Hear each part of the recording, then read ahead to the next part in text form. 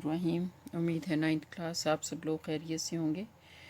आज हम लोग करेंगे पाकिस्तान स्टडीज़ का नेहरू रिपोर्ट और कायद-ए-आज़म मोहम्मद अली जिन्ना के 14 नुकात। नेहरू रिपोर्ट 1928। साइमन कमीशन 1927 में हिंदुस्तान में कुछ तजावीज़ लेकर आया, लेकिन साइमन कमीशन की तमाम तजावीज़ को हिंदुस्तान की तमाम सियासी जमातों ने रद्द कर दिया, मानने से इनकार कर दिया। साइमन कमीशन नाकाम वापस लौटा। साइमन कमीशन की नाकाम वापसी से बरतानवी हुकूमत को बड़ी मायूसी हुई। हुकूमत ने हिंदुस्तानी सियासी जमातों के मुतालबे के पेश नज़र साइमन कमीशन मुकर्रर किया था, लेकिन बाइकॉट के फ़ैसले से हुकूमत झुंझला गई। उस वक्त के वज़ीर बराए अमूर हिंद लॉर्ड बर्कनहेड, जो पहले ही हिंदुस्तान की जमाती और फ़िरका वाराना सूरत हाल से झुंझलाए हुए थे, साइमन कमीशन का हशर देखकर शदीद गुस्से में आए। बर्कनहेड पहले भी कुछ पुरुम्मीद नहीं थे, लेकिन साइमन कमीशन के बाइकाट के बाद तो वो बिल्कुल ही मायूस हो गए। वज़ीर अमूर हिंद लॉर्ड बर्कनहेड ने चैलेंज किया कि हिंदुस्तान की तमाम सियासी जमातें कोई ऐसा मुतफ़िका दस्तूर या लाही अमल ले आएं जिस पर हिंदुस्तान की तमाम सियासी जमातें मुत्तफ़िक हों।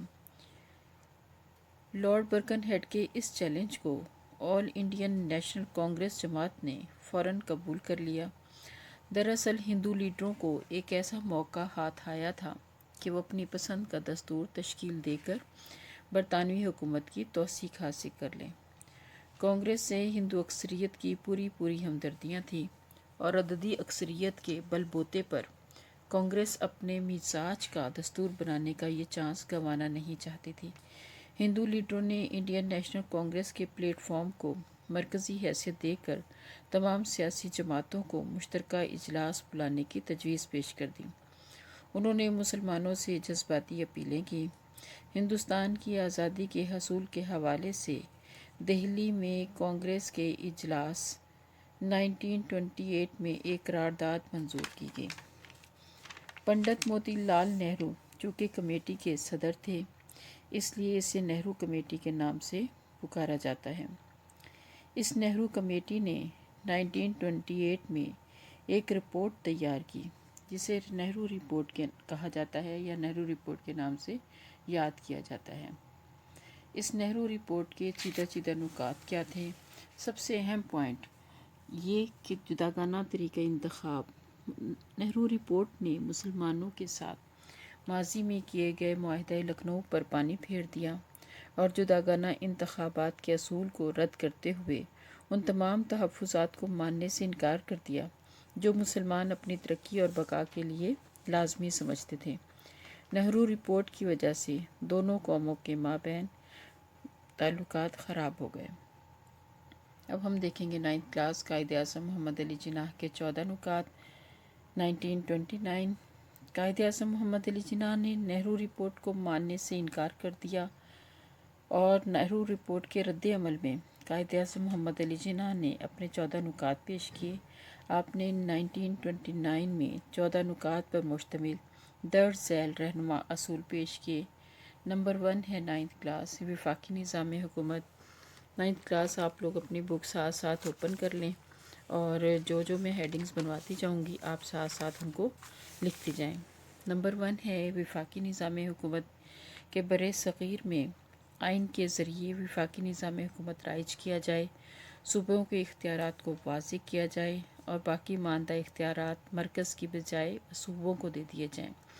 यानी कि आइंदा आइन वफाकी तर्ज का हो जिसमें सूबों को ज़्यादा से ज़्यादा खुद मुख्तारी दी जाए। नंबर 2 है सूबाई खुद मुख्तारी। तमाम सूबे दाखिली अमूर में मुकम्मल खुद मुख्तारी के हामिल हों, उन्हें पूरा आइनी तहफ़्फ़ुज़ दिया जाए। सूबों को इख्तियारात यकसां तौर पर दिए जाएँ, यानी कि तमाम सूबों को एक ही असूल पर दाखिली खुद मुख्तारी दी जाए। नंबर 3 है सूबों अक़लियतों की नुमाइंदगी, यानी मरकज़ी कानून साज असम्बली में और तमाम सूबों के असम्बलियों में अक़लियतों को मुनासिब नुमाइंदगी दी जाए। किसी भी सूबे में किसी कौम की अक्सरियत को अक़लियत में बदलने की कतई इजाज़त ना हो। मुसलमानों को तमाम मुस्लिम अक्सरियती सूबों में ان کی آبادی کے تناسب سے نشستیں دی جائیں، مقامی اداروں میں بھی مسلمانوں کی مناسب نمائندگی کا اصول تسلیم کیا جائے، یعنی کہ نمبر 3 پہ ہم کہہ سکتے ہیں کہ صوبوں میں اقلیتوں کو مناسب نمائندگی دی جائے۔ نمبر 4 ہے مرکزی اسمبلی میں مسلم نشستیں۔ مرکزی اسمبلی میں مسلمان ممبران کی تعداد 1/3 سے کم نہیں ہونی چاہیے، یعنی مرکزی قانون ساز اسمبلی میں کل ارکان کا 1/3 حصہ مسلمان ہوں۔ یہ شرط کانگریس پہلے سے تسلیم کر چکی تھی۔ معاہدہ لکھنؤ میں مسلمانوں کو 1/3 نشستوں کا حقدار تسلیم کیا گیا تھا، جس کا مطالبہ قائد اعظم محمد علی جناح نے 14 نکات میں دوبارہ کیا۔ نیکسٹ پوائنٹ ہے ہمارا جداگانہ طریقۂ انتخاب۔ جداگانہ انتخابات کا اصول ہر فرقے پر لاگو ہونا چاہیے، البتہ اگر کوئی فرقہ چاہے تو اپنی مرضی سے مخلوط طریقہ انتخاب قبول کر سکتا ہے۔ نیکسٹ نمبر 6 پوائنٹ ہے صوبوں کی تشکیل نو۔ صوبوں کی حدود میں کوئی ایسی تبدیلی نہ کی جائے جس سے پنجاب، بنگال اور شمال مغربی سرحدی صوبہ خیبر پختونخوا کی مسلمان اکثریت متاثر ہوتی ہو۔ نمبر 7 پہ ہے مذہبی آزادی۔ تمام لوگوں کو، تمام فرقوں کو یکساں مذہبی آزادی دی جائے۔ نمبر 8 پر ہے حق استرداد، یعنی اگر کوئی مسودہ قانون کسی خاص فرقے سے متعلق ہو اور اس فرقے کے 3/4 ارکان اس مسودے کے خلاف رائے دے دیں تو اسے نامنظور سمجھا جائے، ایک الگ صوبہ بنایا جائے، یعنی سندھ کو بمبئی سے الگ کر کے ایک صوبہ بنا دیا جائے۔ نمبر 10 پوائنٹ ہے سرحد اور بلوچستان میں اصلاحات، کہ بلوچستان اور شمال مغربی سرحدی صوبے میں دیگر صوبوں کی طرح اصلاحات نافذ کی جائیں۔ نمبر 11 پہ ہے سرکاری ملازمتوں میں حصہ۔ سرکاری ملازمتوں میں مسلمانوں کو ان کی اہلیت اور تناسب کے لحاظ سے حصہ دیا جائے، یعنی کہ مسلمانان برصغیر کو ان کی آبادی، اہلیت، قابلیت اور اہمیت کے پیش نظر تمام سرکاری، مرکزی، صوبائی اور قومی اداروں میں ملازمتیں دی جائیں اور انہیں دوسری ہندوستانی اقوام کے مساوی سلوک کا حقدار مانا جائے۔ نیکسٹ پوائنٹ ہے تہذیب، ثقافت اور تہذیب۔ مسلمانوں کو مذہبی اور ثقافتی تحفظ دیا جائے۔ نمبر 13 پہ ہے وزارتیں، یعنی صوبائی اور مرکزی وزارتوں میں مسلمانوں کو کم از کم 1/3 نمائندگی دی جائے۔ نمبر 14 اور لاسٹ پوائنٹ ہے دستوری ترمیم، کہ آئین میں صوبوں کی مرضی کے بغیر کوئی تبدیلی نہ کی جائے۔